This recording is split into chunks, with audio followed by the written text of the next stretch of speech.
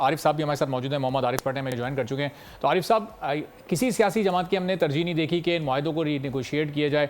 सबको ये माहिदे करते हुए पता होगा कि जब हम 2022, 23, 24 में दाखिल होंगे तो उस वक्त बिजली की कीमत कहाँ पहुँच चुकी होगी, एक आम आदमी के लिए कितनी मुश्किल हो चुकी होगी।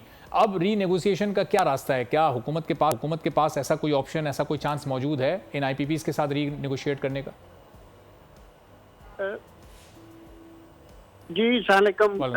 ऐसा है कि देखें, ये हम एक ऐसी मैसिव सिचुएशन में खड़े हुए हैं जिसमें सिर्फ एक डायरेक्शन में काम करना, जैसे से आपने फरमाया कि renegotiation of the agreement, that is not the only solution. ठीक है जी, कुछ ऐसे एग्रीमेंट्स हैं जो इंटरनेशनल हैं।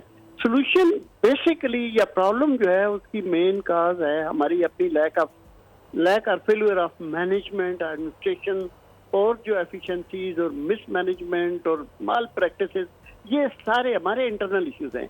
एग्रीमेंट का कि जी रीनेगोशिएशन वो एक ऐसा एक्सक्यूज है कि सारे का सारा अपनी सारी इनएफिशिएंसीज उस इश्यू पे डाल के एक डायरेक्शन पे लग जाएं और बाकी चीजों को इम्प्रूव ना करें। ये एक बड़ी होलिस्टिक अप्रोच अपनानी पड़ेगी।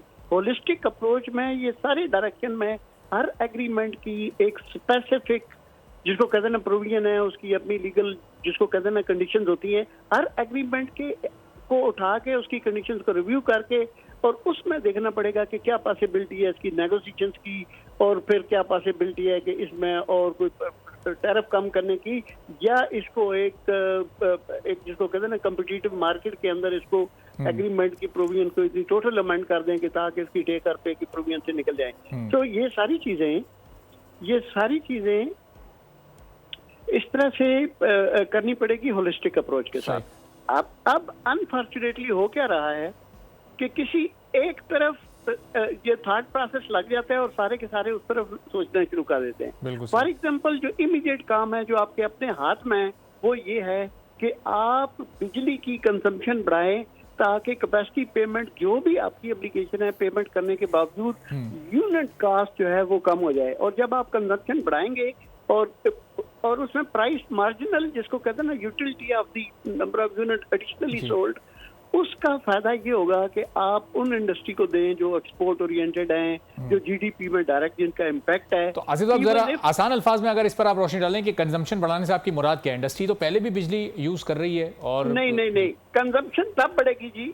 देखें, कंजम्पशन तब बढ़ेगी जब आप उसका टैरिफ जो है कम करेंगे। और मैं बड़ा जिम्मेदारी से ये कह रहा हूँ कि फॉर एग्जाम्पल, अगर आप इस वक्त पर यूनिट सिर्फ कैपेसिटी चार्ज अगर 30 रुपए दे रहे हैं और एडिशनल बिजली को प्रोड्यूस करने की अगर आपकी कास्ट, मैं एक अजम्पशन के तौर पे कह रहा हूँ कि 10 रुपीज पर यूनिट है फॉर एग्जाम्पल, तो इस 30 तो आप इन एनी केस दे रहे हैं। अब आपने ये करना है कि अब आप अगर नंबर ऑफ यूनिट सेल में बढ़ा दें और कैपेसिटी आपने देनी है, वो जो 10 रुपए एक्स्ट्रा जो लेने हैं, एक्स्ट्रा यूनिट जितनी बेचेंगे उनसे सिर्फ 10 रुपए के पर यूनिट ले। फॉर एग्जांपल, एक बंदे की कंजम्पशन या एक कंपनी की या एक इंडस्ट्री की कंजम्पशन है 1000 यूनिट, उस पे जो रेट लगता है वो लगाएं।